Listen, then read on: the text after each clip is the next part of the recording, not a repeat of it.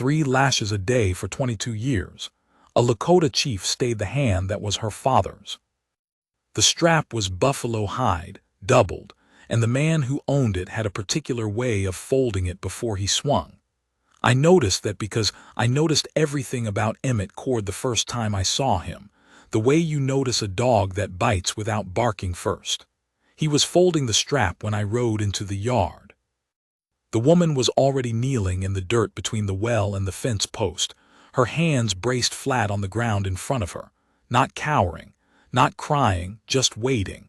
The way something waits that has learned waiting is all there is. Her hair was loose and dark and hung forward over her face. Her dress had been mended along one shoulder so many times the cloth there was a different color than the rest. She did not look up when my horse came through the gate. I was 61 years old that morning. I had been leading my band for 19 years, and in those 19 years I had buried a wife, seen 2 sons go to war with the army and come back changed in ways that don't have words, and I had negotiated 7 agreements with men who broke 6 of them before the ink was dry. I was not a man easily surprised. But I sat on that horse and looked at Emmett Cord folding that strap, and I felt something shift behind my sternum like a stone rolling off another stone, and I knew before I stepped down that this particular morning was going to cost me something. I had come to buy a milk cow. That was all. My granddaughter Witchhampy was 3 years old and needed milk, and the nearest trading post was 2 days east. Cord ran the only dairy operation within a half-day's ride. I had silver coin in my pocket and a pack horse on a lead rope, and no reason to be in that yard longer than it took to make a fair deal and leave. I knew what I was riding into, a white man's homestead, his rules, his property, none of it my business by any law the territory recognized. I knew that. He looked up when I dismounted. He was maybe 50, thick through the shoulders, with a face that had been weathered into something that looked like toughness but wasn't. It was just hardness, which is a different thing. Toughness bends. Hardness doesn't know it can break. He said, "Chief," in the tone men use when they want to make a title sound small. I said I had come about a cow. I named a fair price. He nodded slowly, his eyes already moving back to the woman in the dirt. She still had not looked up. He said her name, Nora. He said it the way you say a word you're about to erase. I have thought about what happened next for a long time. Not with regret. I don't believe in regret as a practice. It uses up the same energy as planning and produces nothing. But I've turned it over the way you turn over a stone to see what lives under it. What I did was not heroic. What I did was the only thing a man of my particular formation could do in that particular moment, which maybe amounts to the same thing and maybe doesn't. I stepped between him and her. Not far, 3 steps. I didn't touch him, didn't reach for the knife on my hip, didn't raise my voice. I just put myself in the geography between where he was standing and where she was kneeling, and I said I would pay him for the cow, and I would pay him again, double the asking price, to put the strap away today. He looked at me for a long moment. Then he laughed, short and flat like a board dropped. He said she was his daughter, and what happened between a man and his daughter on his own land was his business and the business of no Sioux chief who came riding in to buy livestock. I said he was correct about the law. I said I was not a lawyer and did not intend to argue law. I said I was a man who had ridden half a day with silver in my pocket, and I was making him a business offer, and he could take it or I would ride to Fort Renner and spend the next month making a particular kind of noise that would result in a particular kind of attention being paid to his homestead, his cattle count, and his water rights, which I happened to know were not entirely settled. That last part was a guess, but it landed. He stood there breathing through his nose with the strap still folded in his hand. The woman in the dirt had gone very still, not the stillness of someone cringing, the stillness of someone listening with everything they have. Cord said, "You do that." I said I would. He looked at me another long moment. Then he looked at the woman. Then he walked to the barn and went inside, and I heard him hang the strap on whatever hook it lived on when it wasn't being used on his daughter. I paid for the cow. I tied the lead rope to my pack horse. I did not look at the woman again because looking at her felt like a thing that would embarrass her, and she had been embarrassed enough in that yard already. I rode out the gate. I had gone maybe a quarter mile when I heard hooves behind me, light and quick, a smaller horse, and I didn't need to turn around to know. She pulled even with me and rode there a moment without speaking. She was sitting straight, her chin up, the loose hair pushed back now so I could see her face. She had her mother's jaw. I didn't know that yet. I would learn it later, but looking back I can see it now, that particular set of bone and will. There was a mark along her left cheekbone, old and healed to scar, and another at her jaw. She said, "He'll be worse when I go back." I said that was likely true. She said, "I'm not going back." I rode with that a moment. Then I said that was her choice to make. She said, "I have $14 and a horse that is half his." I said, "Then you have $14 and a horse that you rode out of his yard."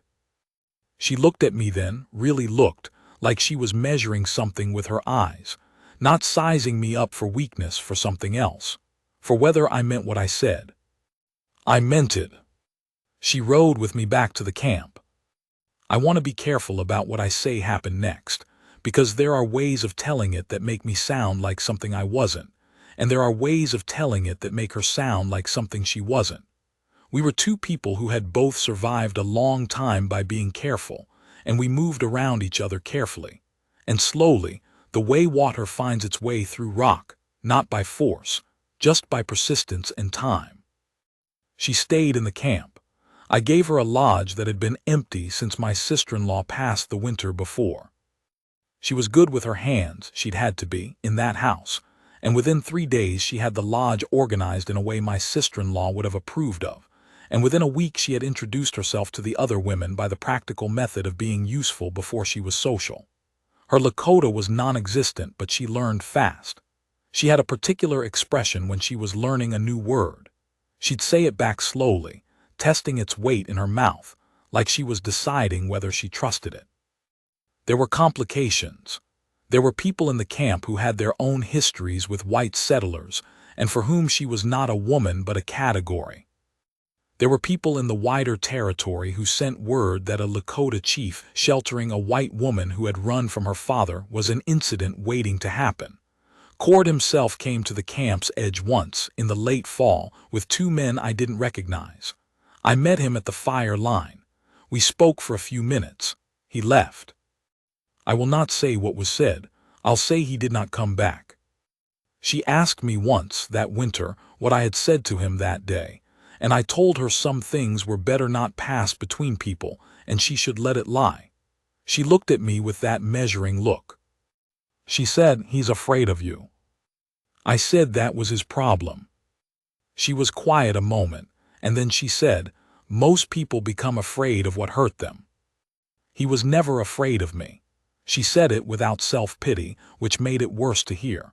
"You're the first person he's been afraid of since my mother died." I didn't know what to do with that.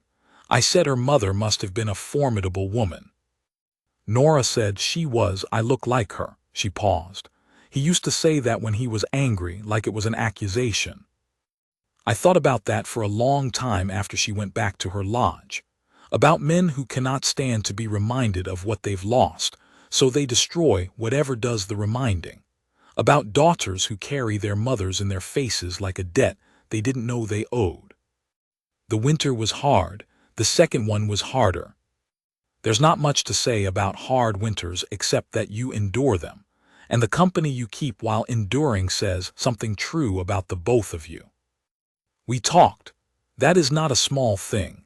I had been a man who talked to his wife, and since Magpie died I had been a man who talked to no one in the particular way you talk to someone who knows you through your own door, not through your public face. Nora had never had anyone to talk to either, not in the way that counts, so we were both somewhat unpracticed. She asked questions no one asked me, not about politics or the land agreements or what I thought the army would do. She asked about what I missed about Magpie, about the suns when they were small, about what the plains had smelled like when I was a boy, and there were still enough buffalo to darken the horizon. Not morbid questions, curious ones. She listened the way some people do, fully, without preparing what she was going to say next. I asked her things too, about what she wanted, not what she planned, what she wanted, which is different. She had to think about it a long time. She had lived so long inside someone else's definition of her life that her own desires had gone quiet. The way a dog goes quiet after it learns barking doesn't change anything. But they were still there. She wanted to learn to read properly. Her schooling had stopped at age 9 and she was ashamed of the gaps. She wanted to see the mountains to the west. She had never been further than 2 days from her father's farm. She wanted, she said, very quietly, a life that was hers. That was the whole of it, a life that was hers. I got her books from the Fort Trading Post. She read through the winter evenings by the fire, moving her lips a little on the hard words, that expression on her face like she was deciding whether to trust each one. By spring she was reading faster than I was, which I told her, and she laughed, a real one, not a polite one, and said she'd had a head start on wanting it. Spring came early that year, the way spring sometimes does after a particularly brutal winter, like the land is apologizing. The creek came up, and the camp moved to higher ground, and there was the particular organized chaos of a move, everyone with their own task, and I was in the middle of it when I looked across the camp, and saw Nora helping the widow Slow River with her lodge poles, the two of them talking and working. Nora's Lakota better than it had any right to be after one winter, Slow River laughing at something she'd said. I stood there with a rope in my hand, and looked at that for longer than I should have, probably. My son Lakota came up beside me. He was 34, and he had his mother's instinct for seeing what was actually happening in a room instead of what everyone was pretending was happening. He said, "Are you going to say something to her?" I said I didn't know what he meant. He looked at me. I said she had been through a great deal. He said yes, she had. I said it would not be right to impose. He looked at me for a while longer. Then he said, "Father, she rode $14 and a stolen horse out of her father's yard the same hour you left. She had no plan. She just rode." I said I knew that. He said, "Where did she ride?" I didn't answer because the answer was self-evident. He went back to work. I said nothing to her that spring, or that summer. I said nothing through the summer solstice ceremony and through the high heat of July when the water was scarce and through the first cool nights of August.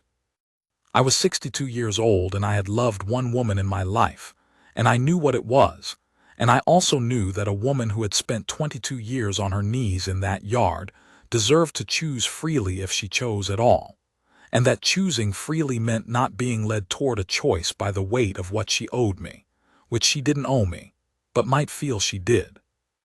So I said nothing. I was present. I was consistent. I was the same man on the bad days that I was on the good ones, which is a harder thing than it sounds. She noticed. One evening in September she came to where I was sitting outside my lodge working on a piece of harness that had needed mending since spring. She sat down across the fire from me. She watched me work. After a while she said, "You've been quiet." I said I was often quiet. She said, "Not this kind of quiet." I kept working on the harness. She said, "I've watched you with your people for a year. I've watched you make decisions that cost you something and not flinch. I've watched you sit with the sick ones and the grieving ones and never say the wrong thing, and I've watched you carry things that would have broken most men and set them down at the end of the day like a pack you know how to take off." She paused. "You did that for me, the first morning, with my father." Another pause. "You didn't have to." I said I was buying a cow. She said, "You were not buying a cow." I set down the harness. She was looking at me across the fire with those eyes that her mother had given her, and there was nothing in them that was unsure. She had spent 22 years being certain of nothing, and she had spent this past year deciding what she actually knew, and she had decided. She said, "I'm not leaving." I said, "I know." She said, "I mean I'm not leaving." I understood what she meant. I said, "You should know what you're choosing. This is not a simple life." She said, "I know what I'm choosing." She said, "I know what I chose a year ago when I rode out of that gate." She said it quietly, not dramatically, like a fact. The fire was low. One of the younger men was singing somewhere on the other side of camp, a round, low song that had no words I could make out from where we were sitting. The harness was in my lap, and the night was coming in from the east, and I could smell the first cold edge that meant autumn was not far behind. She stood up and walked around the fire, and she stopped in front of me, and she put her hand against the side of my face, her palm against my jaw, and she looked at me. Not like she was giving me something. Like she was saying, "I see you. This one. The actual you, not the position, not the title, not the thing all those men at all those tables thought they were dealing with. You." I put my hand over hers. We stood that way a while. The song kept going. The cold came in at the edges of the dark. There is more to the story. There is always more. The winter we lost Lakota's youngest boy to fever, and Nora sat with Lakota's wife for 3 days straight, and when she came out her eyes were red but her hands were steady. The spring the river took the south field and we lost half the season's planting, and Nora organized the camp's food stores with a precision that fed everyone through it.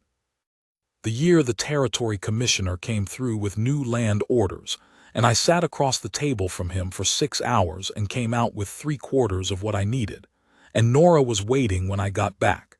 And she did not ask me how it had gone because she could read it in how I carried myself, and she just handed me coffee and sat beside me while I drank it. That's not nothing. After a long time learning to be alone, someone who can sit beside you in silence without filling it with noise, that's not nothing at all. The territory keeps changing. The world keeps changing.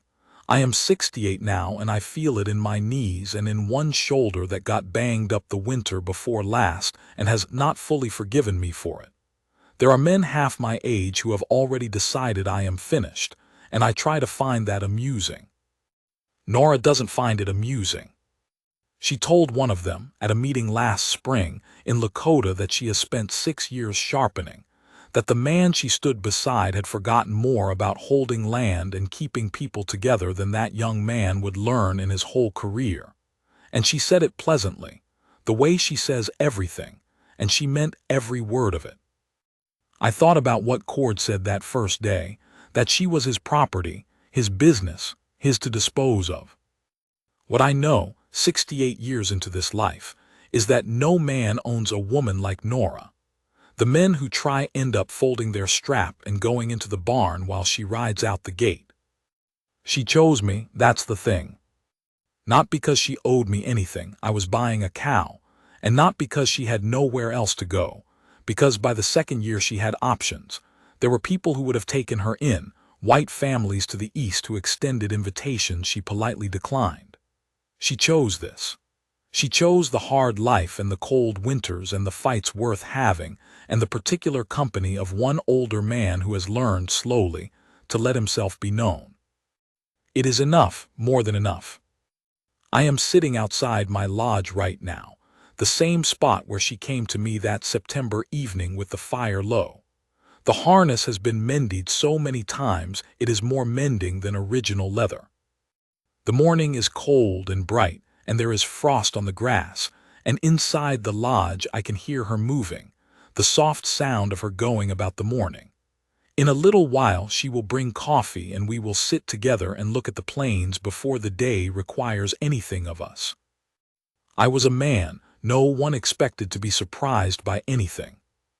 She surprised me. She keeps surprising me. That is, I think, enough of a story.